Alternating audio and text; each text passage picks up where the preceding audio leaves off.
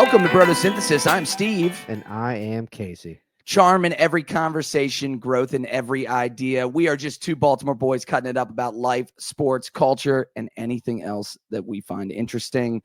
Oh, man, Casey, let's get into it today. Stuff to talk about today. This is going to be probably one of my favorite, go down as one of my favorite episodes. Well, it's one of those where you can quite literally go down the wormhole, right? No doubt. So we're going to talk today about why I'm so excited about today.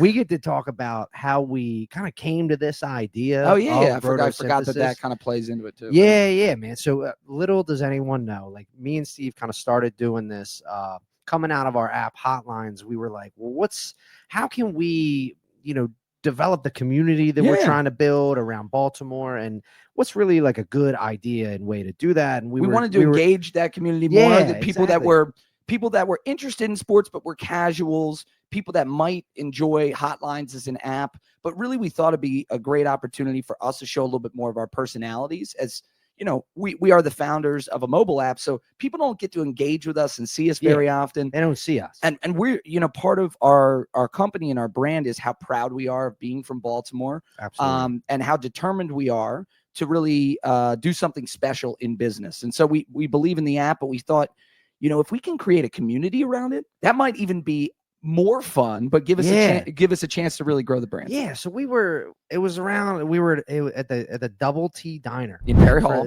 Perry Hall Double T. Right off Blair Road. Everybody knows, right?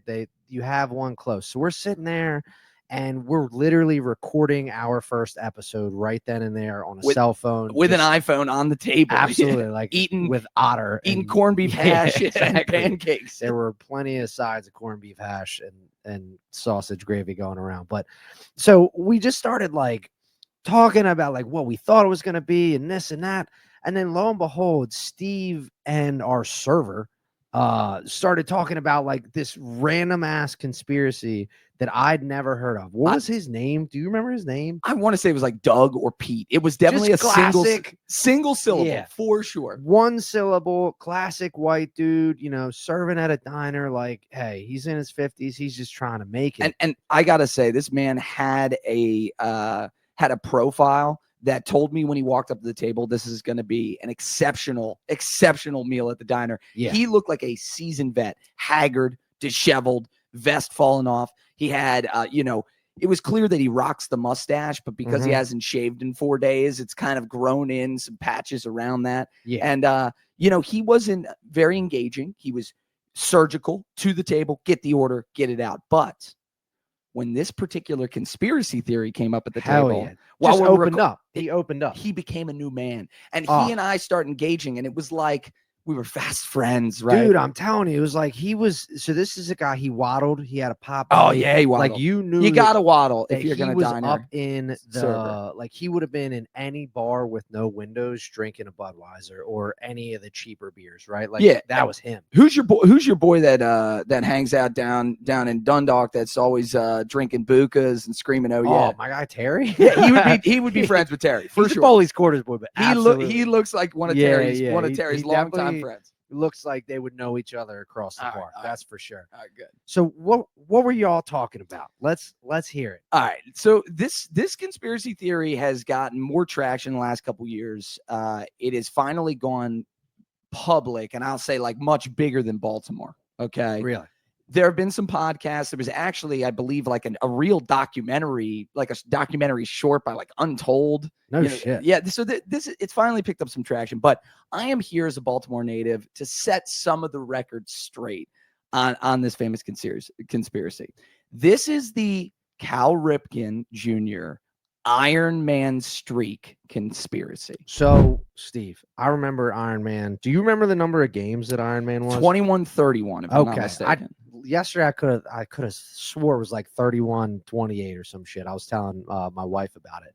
And for those of you who don't know, this is like really honestly an amazing accomplishment. Okay, I have the right number. Ripken. I was wrong. Yeah. Iron Man streak refers to Cal Ripken's record-breaking streak of 2,632 consecutive games, breaking Lou Gehrig's record. Well done. The Iron Horse he was known as the Iron Horse. And Cal Ripken known as the Iron Man. That's correct. That's correct. So 2,632, it spanned from 1982 to 1998. Pretty incredible.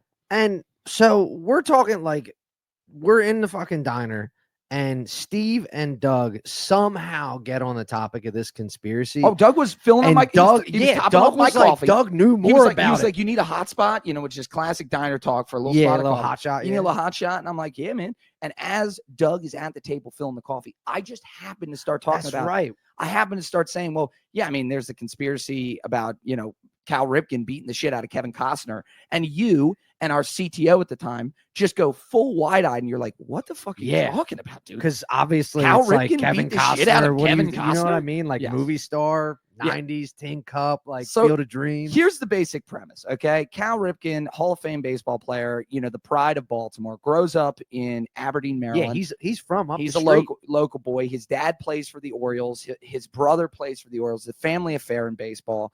And, Baltimore loved him because, yes, he was a great player, but he always was, his brand was do it the right way. I'm not going to take steroids. Yep. I'm going to work really hard. I'm not going to get in trouble or any drama, nothing in the media. He was one of the greatest defensive third basemen of all time. And that's saying something for, a team that famously had Brooks Robinson, the greatest third baseman that ever lived. For sure. So Cal was this, Cal is the pride of Baltimore in a lot of ways. I think it's him and maybe Ray Lewis when we just talk about probably the most storied athletes that this town has ever had. Both have violence in their past, I guess. A little bit. But Cal, see, the thing that people don't realize about Cal is because he played third base, people think that he's like a normal-sized person with agility. Cal is every fucking inch of 6'5". Yeah, he's not a small man. He's Most baseball players aren't small. He's a big motherfucker. Yeah. I used to work for Ripken Baseball. I've seen him in person a million times. This motherfucker is every inch of 6'5", 230, 40. And you got to remember, this story takes place during the peak of his playing days. Career. So he's probably jacked back then. Yes. So he's, he starts playing in the early 80s and he never misses a game, which is very hard in baseball. 162 game season, racks up this incredible streak. Yeah. And come kind of like the early to mid 90s, around like the 95, 96 time, as he's really starting to get close, people in baseball are talking. Yeah, we're watching it, right? I remember being a kid hearing about it. Right. And part of that is like baseball was the biggest sport in America at that time. Football not taking over. Yeah, fair. Right. The Q ratings for baseball players, I mean, they were. What the fuck is a Q rating? It's actually pretty cool, the science behind it. I can explain it very quickly. So a Q rating is when they take a picture of somebody who's a celebrity, it could be a political figure, singer, songwriter, athlete, right? They take a picture and they show it to a panel of people. So like a focus group, right? And there's no other determining characteristics, no name, no jersey, nothing else, just a picture of that person's face. So they're trying to see how recognizable they are. They are. And so people will, in these focus groups, will write down who they think the person is. And that's it, right? Okay. And at the end, you tally up how many correct answers, how many wrong answers, how many answers that are ancillary to that person's industry. Like they wrote a singer, but it wasn't the right one. Yeah, but they knew it was a singer, right? Yeah. And they have a formula that composites what's called a Q rating. And this is basically how people test how marketable a face is for things like sponsorships. So so what's crazy is in sports, they have a list of the top 50 rated Q rated athletes. Okay. And they keep it. It's like a regular thing. In the early 90s, there were like 30 or 40 baseball players on that list. There's now like 5. Yeah. It's like all NFL guys. I mean, there's a ton of reasons for it's that. LeBron, Tom Brady, it's all sports are just right. and information as well, right? It's just much more prevalent. We're getting off topic here. So the point is, in the mid 90s, 95, 96, there's this buzz that, oh my God, he might break it.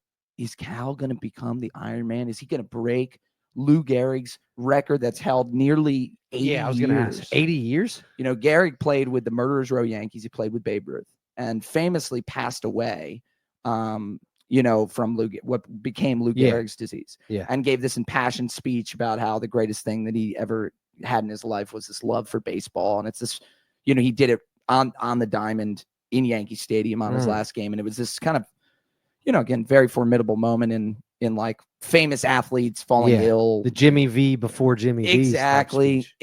Wow. Hell yeah, that's a good reference. Oh man, laugh every day, learn every day, cry every day. I love that That's shit. lesson. That's to live your. by, man. You're a big Jimmy V fan, aren't you? Yeah, I'm just dude. realizing this. Yeah, That's your entire Oh, zeitgeist, dude. That's my honestly like. Well, that's a different time. Anyway, but yes, absolutely. Baseball in particular, and still to this day, they love the numbers. They love the records. So things like, counting every little last stat, Yeah. and chronicling great baseball players in the Hall of Fame. I mean, this goes back to baseball's Well, it's also inception the in the late pastime of the game as a fan. It's been right? around like so you long. like you do like back in the day, you would like go to the game and it was like you did the box score Yeah. yourself. And so baseball has this like long running obsession with statistics with and numbers. tracking the Yeah, numbers. they love it. So the idea of tracking this streak of never taking a game off, it was becoming the biggest thing in baseball. Baseball had a bit of a PR problem at the time. They were dealing with the early fallout of the Jose Canseco book and steroids. Okay. And so they really needed a good story. Yeah. So it wasn't just Baltimore getting behind it. It was all of baseball.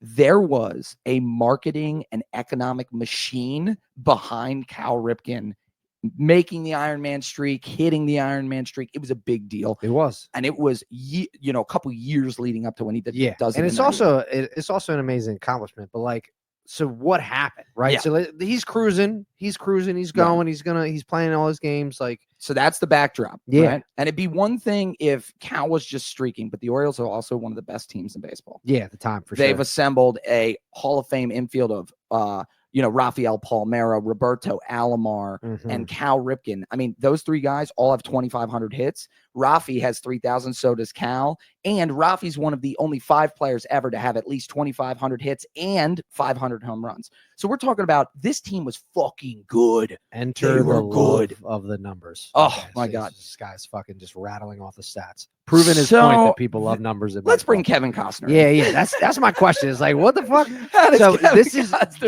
So that's how it happens, right? It's like we're in the diner, we're fucking talking. I'm like, all right, so Kevin Costner's like here shooting a movie or something. Like what? Casey goes, the actor, the thespian.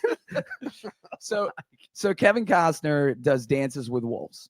Okay, like I believe 92 or 93. He was like that was like an army. Yeah, like Confederacy. Yeah, about the Civil War. Okay, yeah. Gotcha. And he's, obviously everybody knows him for Yellowstone now, but Kevin Costner's fascinated with the West.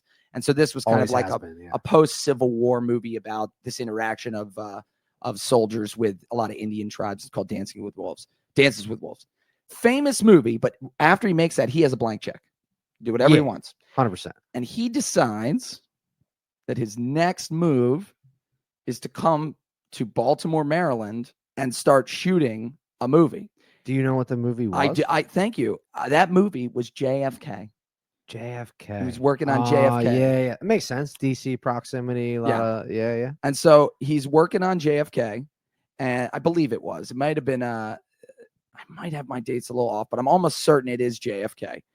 It's either that or Tin Cup, one of the two. But he's here. Definitely a better movie than JFK. We'll debate that another time. So he's here in Baltimore shooting a movie, and he's a major socialite. He's fucking Kevin Costner. Yeah, and this is before like social. So it's in the news that Kevin Costner's here. Kevin Costner's here. People are spotting him around town. Yeah, exactly. And then and it's not social media, but the Baltimore Sun, the Aegis, all these newspapers are picking it up. But the thing about that is like people actually follow those documents now. So like it's similarly that like I feel like with social media you can actually miss someone being in your town now. Yeah, you can't miss it when it's in your newspaper. And your newspaper is the only outlet. You might miss 1 week, but it's coming up. Yeah, exactly. Like you'll know. So everyone knows he's here. And when you're a celebrity of that ilk and you're somewhere like Baltimore for 2 or 3 months, you're a 10 in a sea of sevens. You know what I mean? Like you're not gonna hang out with the common folk. No, so who do you hang out with? Sports guys, How about the biggest star in the town? Yeah, Cal Ripken Jr. That's at least where you're starting. So what ends up starting to happen, and this is in this time, maybe a couple years out from the streak getting broken. Okay, Cal Ripken and his wife and Kevin Costner start being seen all over town. They're going. Kevin Costner doesn't have a wife at the time. Well, maybe she's just not there because you got to remember actors. she might be back home. Yeah. I don't know if Gotcha. she flew in and joined them at For any sure, point. for I really sure. don't know that detail, but I feel like people see where this is going. the point is they're being seen around town. They're having dinner. They're at social events, and it becomes like the celebrity gossip rag of the time that like, oh, Kevin Costner and Cal are boys. And if people know anything about Kevin Costner, he's a psycho baseball fan. This guy is the guy that, produced Bull Durham, starred in the movie. He makes sense. He loves baseball. Field of Dreams. Absolutely. Ever heard of it? If you build it, they will come. Yeah. So Kevin Costner loves baseball. He's hanging out with arguably the most famous baseball player at the time. And the streak is getting thicker and thicker. And here comes the conspiracy. What is the conspiracy? The way the story goes is this. Kevin Costner, and his wife were all hanging out one day, and Cal had to leave to go to the stadium for a baseball game. Okay. So now it's just Kevin. Well, I don't, these details are murky, but apparently they all leave, or they, like his wife was going to go to the stadium as well. And Kevin Costner leaves. He's got to go somewhere, or he's going to the game. Okay. And we're all going together, I guess. As Cal is driving himself, because he's going to go to the players' entrance and all that, get uniformed up, and he's playing in the game. Mm-hmm. He realizes that he's forgotten something, his batting glove. He's forgotten something, right? That he needs to bring to the stadium. Something important. And he turns around and he drives back to the house. And as he pulls up to the house, he realizes Kevin Costner is still there at his home. Okay. And is that weird? Walks up to the house and I guess peers in, looks in, and sees Kevin Costner fucking the shit out of his wife. Allegedly. Allegedly. And it's important to understand. It's important to understand the voyeurism here. Yeah. Okay. It's not like this is a critical detail. So it's not like he opens the door and stumbles upon them. This is, again, guys, it's a conspiracy. So this is what I've heard. But he sees them because the next thing he does is he calls manager Davey Johnson. So he sees him, and before doing anything, he calls his boss, baseball manager Davey Johnson, former Orioles Hall of Fame player, right? And he says, Davey, I got to handle some business. I mean, I'm not going to make it to the game today. Okay. So he is premeditating. He knows, supposedly. He knows he's not going to make it to the game today. Now, there is a slightly other version where he goes and beats the shit out of him and hurts his hand and knows he can't play and then tells Davey. But I tend, from sources that I've heard that were somewhat close to the team at the time, let's just say some law enforcement that maybe had been involved with the team at the time. Okay. The story I've heard is that he saw them, maybe through a window or something. They didn't notice him. He calls Davey. He says, Davey, I'm not making it to the game today. That's some cold shit. Right. I'll tell you that. Like, the person that makes that phone call is now prepared to, he's preparing to do something about it. Did I mention he's 6'5", like 230 at the time? Mention that. And let me tell you something. I'm 5'7". Even if you can't fight and you're 6'5", like, you can still fight at my size. He also swings baseball bats for a living. Yeah, like he's got incredible hip strength to snap a hook or snap a jab. So Cal proceeds to go inside the house, beat the living hell out of Kevin Costner, and they're never friends again. But I'm sure you ask yourself, what about the streak? I was asking myself, what about his wife, to be honest with you? Well, we should talk about the Cal Ripken wife conspiracy theory at a later time of day. He's had multiple wives kidnapped? No. Yeah. That's a whole nother. I wonder if that's what happened. That's a whole nother road to walk down. I love conspiracy theories. Oh my God. We'll talk about that one another time. Absolutely. Anyway, this is amazing. He beats the shit out of Kevin Costner. Boop, boop. He's not going to make it to the game. The streak is going to be broken. The entire sport of baseball has this machine behind this. And Davey Johnson has this information. And he realizes the gravity of the moment. And so he goes to Orioles ownership and he says, we cannot play this baseball. Oh my gosh. That is honestly, and I know there's a lot at stake, but if I was Cal, I'd be like, thank you so much for holding it down. Well, yeah, but how do you tell 40,000 people we're just not playing a baseball game? Oh no, that part I don't know. Right. I just appreciate I'm a ride for my player. And how do you make sure that people don't think it has anything to do with Cal? So it can't sully the record. And either. it can't also be like evident that it was sabotage or anything like that. It has to be like, a true cover up, if you will. Right. So herein lies the brilliance of a great conspiracy theory or a great manager. A simple idea. Oh gosh, that is what started with a simple idea. That's what makes a true great conspiracy theory in my eyes, is a just simple idea that a flame that turns into a roaring fire. There's already gasoline, is what you're telling me. Yes. This is so amazing. Davey and the boys upstairs in the office. Yeah, they're in a back room, nameless, right?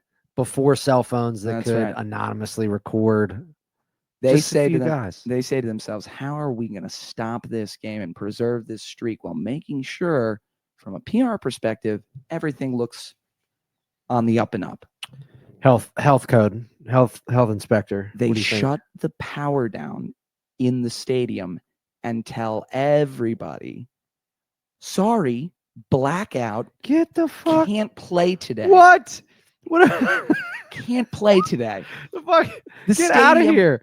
The stadium, the professional stadium, has lost power. Now, don't pay you no mind to all the buildings around the stadium. It's right next to the convention center, major roads, major like high-rise buildings. I've also heard that this was like a 6:30 start in summer, so you probably could have gotten all the you could have played the whole game. But the argument is like, by the 7th, 8th inning, it'll be dark enough. You need the lights. It's a safety concern, all that. So they shut down the power in the stadium, allegedly. And this allows Cal an entire 2 days because they weren't playing the next day. So he puts Kevin in the basement. Yes. Actually, the Kevin Costner we know is a reptilian shapeshifter. It's a deep fake. The original Kevin Costner died that day. No, it's an old conspiracy inception. No, but that's how the Cal Ripken Iron Man Street conspiracy goes. Is that Davey Johnson, the boys upstairs, shut down the power, gave Cal enough time to get back in the mix. His streak stayed intact. And just a couple years later, in 1998, with my parents in attendance and Julie, the babysitter, taking care of me and my brothers back home. The hot babysitter. Oh, God, she was so hot. She looked just like young Drew Barrymore. That sounds so bad because Drew Barrymore's been acting since she was like that's 8. not what I meant. I I meant from like what was that fairy tale movie that she was in about like Cinderella? Ever After? I believe it's called Ever After. She looked just like Drew Barrymore. He's like, I love Drew Barrymore. I do love Drew. 50 First Dates. That's my girl. Anyway, with us watching on the TV at home, my parents in attendance, Cal Ripken Jr. breaks the streak, comes out into the stadium to all the fanfare, and he is the darling of baseball. And it's all thanks to a great, great conspiracy theory. Yeah, absolutely. I'm sure a lot of people helped along the way, but Davey Johnson. Davy's a real surely one. Got a big shout Davy's out a real for that one for sure. Yeah, absolutely. Dude, so that was, we talked earlier today, like I love conspiracy theories and I love like the unknown. I think the unknown is like honestly, it's what the ones I love are like the ancient monoliths and you're big. You're like an aliens guy, an Ark of the Covenant it's just guy. Like we found it though, by the way. Yeah, we're not going to go into that today. I'm trying to like I love that stuff just because it makes me. You remember when you were a kid and everything was new and you were curious, you could ask thousands of questions. Like everything was unknown, and like now a lot of stuff is figured out as an adult, right? So like these things that are just kind of unknown. I love where your head's going right now. They just make me so curious about other things. It just like makes me feel like a kid again. But so I love researching them. I go like deep down rabbit holes. I talked to a kid at work and he says there's a pyramid in this lake in Michigan, and there's all kinds of crazy shit. But I know you have a favorite conspiracy as well. I do. And then it's unfortunately one that not enough people have heard or talked about. When you say that things have been kind of lost and forgotten, this story has just been lost and forgotten. We, in modern society, like rarely talk about it. And it kind of bums me out because I think it's a great story. What is the story? The Great Chicago Fire. when Okay. yeah, like Just to give you I'm- some context. yeah, give yes. me a little Yeah. Wikipedia on So it. the Great Chicago Fire refers to, a lot of major cities in the late 1800s, early 1900s had these fires that would burn down parts of town, before we Yeah. had good fire departments. Ooh, And interesting Baltimore tie. You want to hear it real yeah, quick? give The it to me. Jungle by Upton St. Clair. Yeah. Written about Chicago, Industrial Revolution, Yeah. meatpacking. Oh my gosh. Yes. Baltimore is everywhere. I love it. Go Was he a ahead. Baltimore native? Yeah. Oh, really? Upton Yeah, St. yeah. Clair's from Baltimore? Yeah. God, that's one of my favorite books. I've read it so many I'll times. verify right now while Really? you're teeing this up. Really? So anyway, the Chicago Fire, it was a 3-day-long fire in 1871 from October 8th to October 10th. It burned 2,000 acres of the city, 300 deaths from the fire, 17,000 businesses and buildings burned Fuck. to the ground, not partially. 17,000 businesses completely destroyed. Holy shit. $222 million in damage at the time, which is now an estimated $5.7 billion today. So we're talking about a major fire, completely devastated the city of Chicago. And one of the reasons that Chicago became the industrial marvel that it is today is when Chicago built back up after that fire. They built up bigger, stronger. It was a phoenix rising from the ashes story. Yeah. Now there's a accepted conspiracy theory, Okay. right? Nobody really knows what set the fire. Okay. Could be wind, could be spark. Kids smoking, playing with matches. Everything was built out of wood back then. Right. It could be an evil arsonist. Yeah, basically a lot of wood, right? Still a lot of iron, but Packing a lot of wood. in Chicago. Hell yeah, bro. Hell yeah. Now, it's interesting because the particular area of town, it was the southwest area of town where the fire started. Okay. And this was a very business heavy part of town. Is right? Chicago just like a big square? Like, how's it? So Just to give me a perspective. Yeah. So if you take your left hand like this, right? Yeah. Chicago is right on that point between where your thumb connects to your palm. So right there. And everything to the right is like Lake Michigan. Chicago is right there, and it kind of wraps like a big circle like this around the opening to. So it's kind of like a crescent shape. Yeah, a little bit. It has a similarity to Baltimore in that way, where we're kind of just situated around the harbor, right? I gotcha. Okay. So it sprawls out from there, and Chicago is a very big sprawl. So But southwest, you said? Chicago, the fire starts southwest. It burned a lot of the town, 2,000 acres, right? I don't know what that means in context. We're getting off course. Too deep into the weeds. Unimportant for modern Chicago. That's what I'm saying. All you need to know is that the area of town it started was a very large business district. Okay. There were factories, there were storage facilities, there were train depots, there were barns because meat packing, baby. Right, exactly. Lot People of cows. Bringing agriculture, bringing in livestock, right? Yeah. So there is a lot of. It's not an area where a lot of people living. This is actually what the jungle was about. Yes, exactly. This particular area. Yeah. The cows are coming in on the train. Yep. There's the slaughterhouse, the meatpacking district, right? And they're coming off the train, right? So that's this area, and it's important as a backdrop. So it starts in this kind of like almost like business park. Yeah, like part manufacturing sector. Right. Yeah. And the accepted theory of how the Chicago fire started is that Mrs. O'Leary's cow kicked over a lantern in a barn. That lantern, a kerosene lantern, caught up a bit of thatch or straw in that barn. That barn went up. The next barn next to it went up. The other little manufacturing building went up.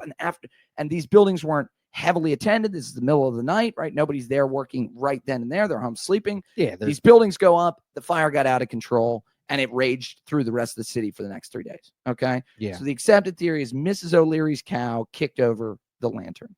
Yes. However, and burnt thatch, which I'm so happy to hear you say. Thatch? Out loud. Yeah. It's just an interesting word you don't hear a lot. Yeah, I would love to get the oil and gas industry out of here and just go back to heating our homes on thatch.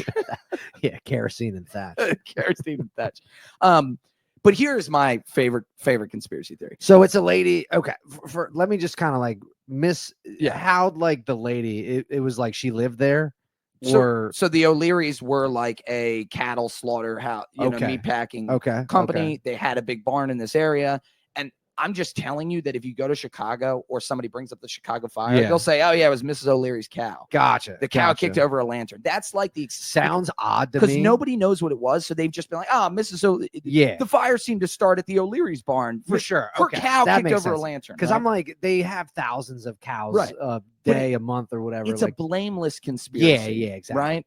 And so this is what's interesting about it. My entire life, I would hear that and be like, "That's silly. That sounds dumb to This me. is silly. This is a major city, and we don't know we don't know the truth about a fire that burned this town down." And put it in perspective, because like you got to understand that first off, why this sounds so bogus to me is because it's a meatpacking district, and there are thousands upon thousands of animals that move through there all the time and for years, right? So the fact that there's just like one kerosene lamp that was ever hit by a cow in this thing that moves millions of cows. I always thought it was just stupid. seems like odd to me that would. Now Chicago has a lot of these sorts of folklore. Back to baseball, they have the legend of the Billy Goat. That's why the Chicago Cubs were cursed for 100 years because we can get into that another time. But like, we'll do a whole Chicago episode. Yeah, but look, let's try to stay focused because I want you to see clearly. We haven't got to the conspiracy yet. So where we're at is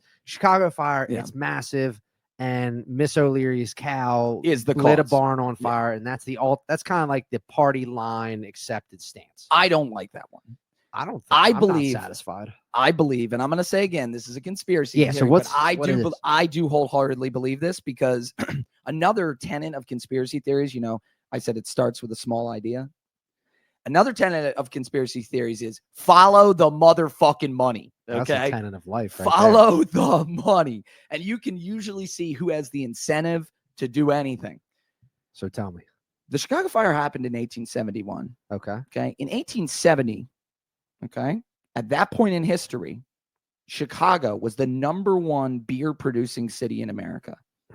The 15 largest breweries anywhere in the United States were in Southwest Chicago. Okay. In this exact district. Just a train track over from Mrs. O'Leary's barn. Beer was pretty important to people back then. Beer's still pretty important. Alcohol, good money in alcohol, right? A lot of profit margin in that. There were 15 major breweries in this little area, and they this is also the era of monopoly. So these breweries were dominating the Gilded Age, the beer market of the the industrial era. And I believe that the reason the Chicago fire started is this is a case of corporate espionage. Oh gosh, I like this. Have you ever heard of Pabst Blue Ribbon? I have heard of the beer. I've probably only had a few in my life because I feel like it used to be way more popular. PBRs. Obviously, PBRs. I used to work at PBR, the bar, the bull riding bar. We didn't sell that much Pabst there. Yeah. But if you're going to sell it anywhere, you'd think you'd sell it there. It's definitely a beer I like. It's a nice, simple, shitty light beer. Pabst Blue Ribbon is like the Natty Boh of Milwaukee. Okay. It was originally, the brewery was called Milwaukee Brewing, right? Milwaukee is near Chicago. Milwaukee's only about an hour and a half, 2 hours north of Chicago. Okay. Yeah, we had geography. Right. We see where we're going with this. Yeah. So, Pabst Blue Ribbon used to be a company called Milwaukee Brewing Company. It was started by Gottlieb and Friederike Pabst.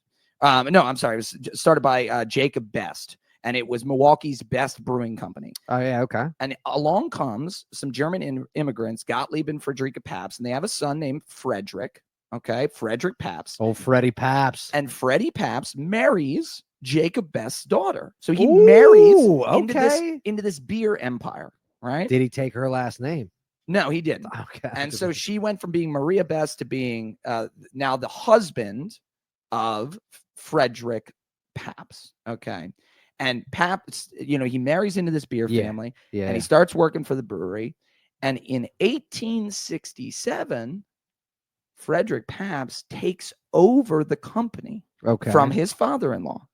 Okay. So Freddie got the company from his father-in-law, inherited. That's right. And this is 4 years before the fire? This is just a few years before the fire.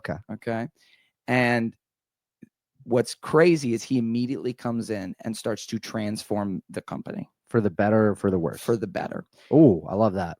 Love that. Best brewing company at the time was not anywhere near the breweries in Chicago. They were fledgling. They were local. They were doing okay, but they were not on the map compared to these monster breweries down in the southwest side of Chicago. Okay. All Yeah, right. yeah, gotcha.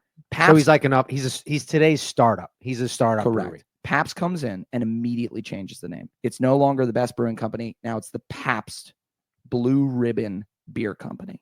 And Blue Ribbon back Right? then probably He understood something. the marketing Yeah, of that. And they start producing PBR, and PBR starts to gain traction. But in this day and age of, businesses competing, there weren't, authorities to back No. up distribution channels. So No. as PBR started to get bigger and expand out from Milwaukee and start to sell into areas around Chicago, only 2 hours away, these big Chicago breweries were like, fuck that, and started basically attacking delivery trucks, smashing up bottles, Piracy. going to the different bars and liquor stores and basically blackballing them. You Say, know I don't love buy, a good don't buy case of PBR. piracy. And little Frederick Pabst, little Freddie Pabst, he was not going to fucking take this shit laying Well, down. dude, you know what I can tell you? A guy that marries into a powerful family and then takes over after a couple years, right? probably not Right. someone who A is like unambitious, right? Like he Yeah. sounds very ambitious, and B, you have to be savvy to do something like that in like with humans, right? Like you have Yes. to be a savvy person Yes. and a strategic, well thought, and also decisive person to marry a lady and then 3 years later, Yeah. like take over the family business, name it after you, and then turn it into an empire. 100%. Right? Like 100%. probably not someone I'm trying to fuck with. No, honestly, when I read about Frederick, he reminds me a lot of you. Very determined, right? Would not. You could put a brick wall, you could put the goddamn wall of China in front of him, and he's going through it, over it, around it, under it. But that wall is not going to deter this to the other motherfucker. side. Yeah, no question about it. We're getting to the We're other gonna side. figure out how to get to the other So side. the point is, this is a determined man with a vision. Okay. He's coming. He's changed the name of the company. He's really used branding in an early time to start growing this. Yeah, beer. I wanted to. Man, It's catching like wildfire. I wish we could talk about and that he more, but- runs into these major competitors at the big city down the street. Yeah, exactly. Milwaukee was like the little brother, Yeah. right? Chicago hadn't had the fire yet, and he wants to compete. So the question to Frederick is, how bad do you fucking want it? Yeah, and what would I do? Like, what lengths you am I do? willing to What go would you go to? to secure my family's legacy? Now, I'm going to go again. I feel it's important to say allegedly, but as the story goes, It's fiction. It's nonfiction. What? so one night, Frederick Pabst and his goons, they load up into a little Model T. All right. They go scooting down the road. They got bad intentions in mind. I'm going to say allegedly one more time. And they roll in quietly at night into the southwest side of Chicago, right where all these breweries happen to be. Now, they couldn't just light a fire to a brewery. That would be too obvious. Yes. But no one would suspect a competing brewery if, a slaughterhouse or a meatpacking barn may burn to the ground. Next door. Yeah. And so the theory goes that Frederick Pabst and his boys lit fires, multiple barns around to these breweries, makes to sense. destroy them in an effort to take over the beer market. God. Now, here's why this theory makes sense to me. Yeah, tell me why. All 15 of the major breweries in Chicago burned to the ground. Accuracy. Okay.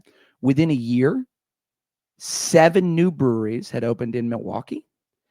And by the end of the decade, by 1880, Milwaukee was the leading beer producing city in the United States. So this guy in 12 years basically co-opted an entire industry. They also never looked back. For the entire early modern century of America, Milwaukee became the brew capital of America. Miller Coors was born out of this town. Old Milwaukee was born out of this town. Schlitz was born out of this town. Everything. Right? Everything that became the modern beer industry was born out of this town. Anheuser-Busch's first headquarters fucking Milwaukee. Probably got funded by Right. our buddy Paps. Who So knows?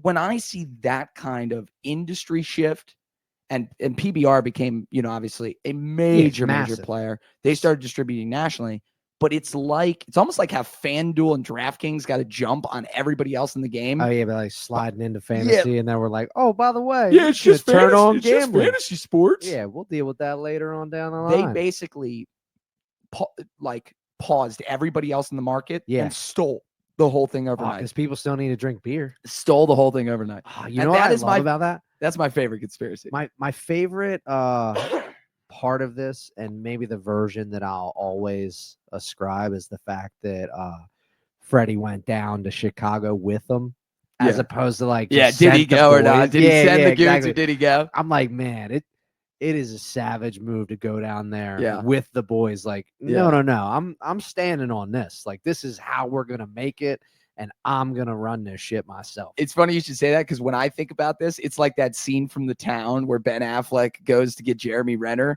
and Jeremy Renner, his only answer on whether or not they're gonna go and just brutalize somebody, fuck them up, because Affleck's coming to him for help. He's one of his boys to back him up. Renner's only question is, who's Kyle taking? Yeah, exactly. He's like, I'll never ask. I'll never do shit. They proceeded. That is like such a man.